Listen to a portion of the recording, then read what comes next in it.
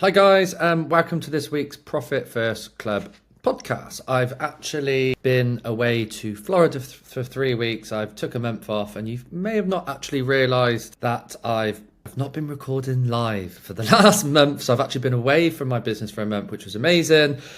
We went to Disney, Florida, and it's so important to reset as a business owner, but I won't bore you with that side of things. So if you're listening to the Profit First podcast for the first time, we talk about all things profit first. We are profit first certified accountants. We are award winning in the UK. And quite simply, we help people make more money. We actually do 3 things in my accounting practice, which is grow profit first accountants.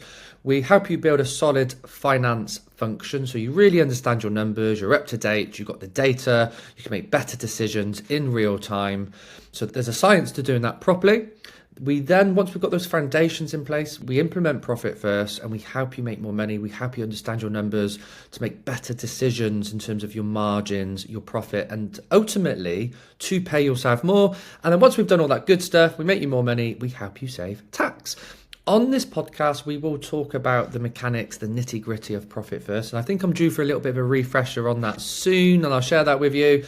A little side note, I'm actually off to London to meet and have a catch up with Mike McCallowicks, the big man himself, the author of Profit First, in London. I'm spending 3 days there. I'm going Sunday evening, so it'd be great to be around Mike and to absorb some of his current sort of thinking. But also on this podcast, we talk about anything that's going to help you make more profit, to build your dream business, to ultimately live a better life. And that may sound a little bit cliche, wishy-washy for people, but I mean it 100%. Why are you in business for? Why am I in business?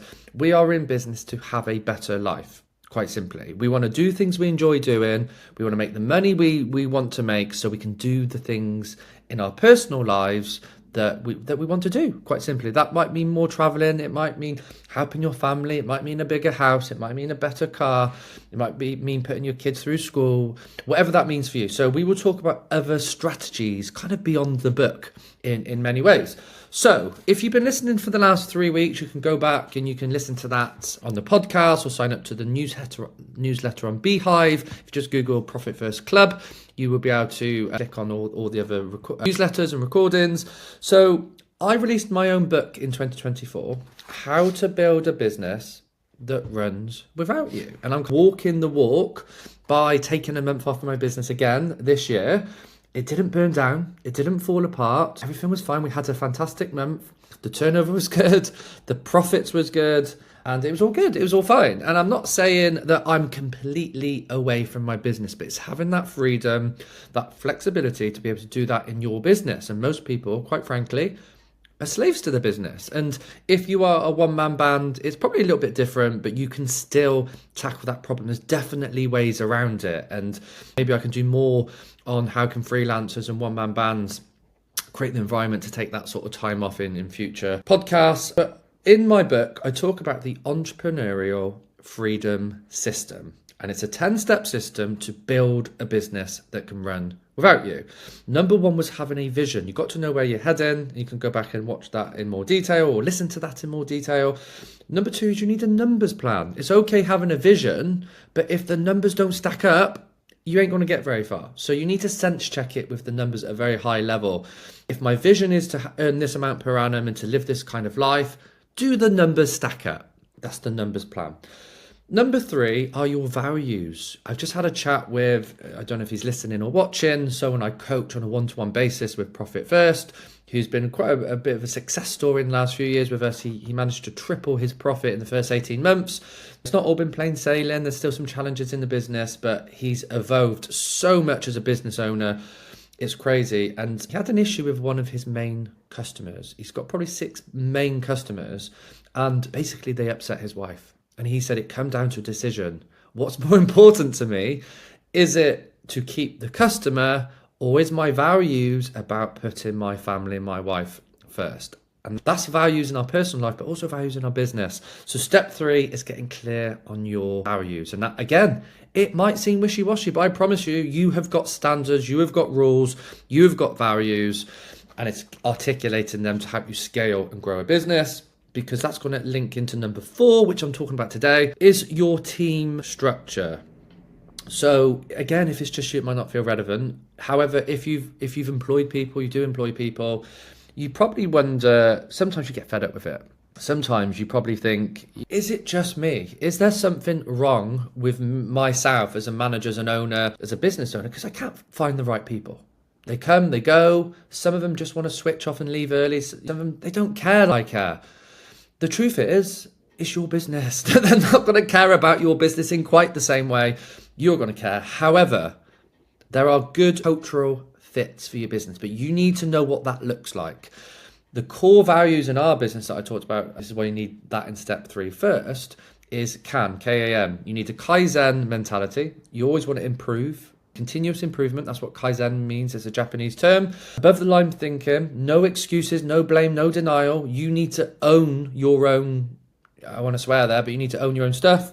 And N is no eels. So eels. So if you've watched Winnie the Pooh, or you know about Winnie the Pooh, there's Winnie the Pooh, there's Tigger, there's Piglet, there's Eel. He's the donkey who's miserable all the time. And it's a never gloomy day, Pooh Bear. And he gets out of bed and he sort of slouches out of bed. I don't want people like that in my business. I don't want positive toxicity, but I also don't want people that are going to drain my energy. There's energizers and there's drainers when it comes to people. I want energizers around me. I don't want to get out of bed, put myself in a good mood, go to the gym, read some really positive stuff, journal, meditate, whatever I'm doing, get to the office and someone just drags my energy down. So that's why core values are important. But this links into step 4, which is building your dream team. And I'm sharing this from a position of mistakes I've made. When I've grown the business, the turnover was going up. I just needed someone. I needed to hire someone. I brought someone in with experience. Sometimes it's often people but some of them work out, some of them don't. And they were quick fixes. But ultimately, they didn't meet the standards of the business. They didn't meet my long-term plans, my long-term goals. I wasn't clear on my own values. So how can I be clear on my expectations of my team if I'm not clear on my own values? And that's why step 3, getting clear on your own values, is so important. Go back to last week's podcast if you haven't heard that. So that was the mistake I made. And also having no bigger picture blueprint. You've probably heard of an organization chart, or if you follow the EOS system, an accountability chart. Who does what? Who reports to who? What's their responsibility? What's their job at a very high level? And if I'm going to scale my business in the next 1 year, 2 years, 5 years, 10 years, what does that look like? How many team members do I need? Is it one big team? Is it a flat structure? Is it a deep and narrow structure? Who reports to who? Do I have 1 client manager or 6 client managers? Do I have a head of the bookkeeping department? Do I have head of profit first? What does that mean for you? I was speaking to someone recently and he simplified his structure and he's like, you've got the property maintenance, which is all the normal routine stuff I've been building over the last few years. I've also got the building contracts and the bigger building work. And he's simplifying it by having a separate structure, a separate team. It might be some outsourcing, some subcontractors. But you need to think about, do the thinking for your business. Thinking is hard. Most people just don't think. Earl Nightingale, who was one of the early kind of leaders and influencers in terms of personal development and positive thinking, way before your Tony Robbins of this world and your Brendan Burchards and all those sort of people, they asked him, and I think it came from someone else, but he made this, popularized this thinking, was why are most people in America not successful? And Earl Nightingale thought about it for a second and said, they don't think. They don't think enough. And what does that mean? It means planning your goals. What do you want to do? What do you want to achieve? It means asking questions. So asking the question of what does my team structure need to look like to take me to go where I need to go in my business? Because I can promise you, if you don't have a clear team structure, it's going to be a big struggle to grow your business. If we think of football, the best football managers know the people they need in the right positions. They know the type of striker they need. They know the type of defender, the type of midfielder, the profile of the goalkeeper. You need to get clear on the plan for your team. So values are really important, and there's a few tools that we can talk about. I talked about the accountability chart. I openly share other people's processes, systems, and I give them credit when it's due. The EOS system is a fantastic system for people to build a business. Typically, I think it's for people with probably a business at least 500,000 revenue, maybe even 1 million plus. Below that, my book, How to Build a Business That Runs Without You, is really good for smaller businesses because the EOS system's a bit too much. There's too much going on. However, I will pick and choose and share things that I feel work for most businesses, regardless of your size. The accountability chart is who reports to who, what do they do, a few bullet points, what they're responsible for.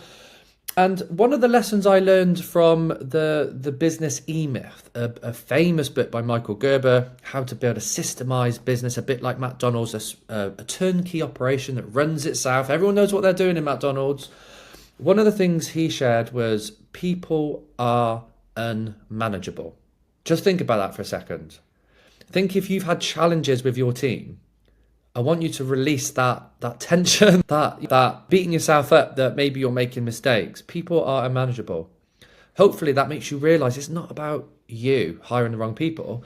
It comes down to the system. You need a system to manage the people. That's what happens at McDonald's.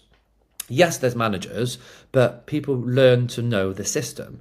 And as business owners, we need to manage the system, and the system manages the people. People are more like cats rather than dogs.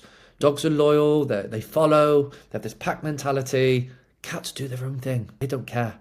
And people are a little bit like that. Doesn't make them bad, it's just human nature. So we need to create rules of the game for our team.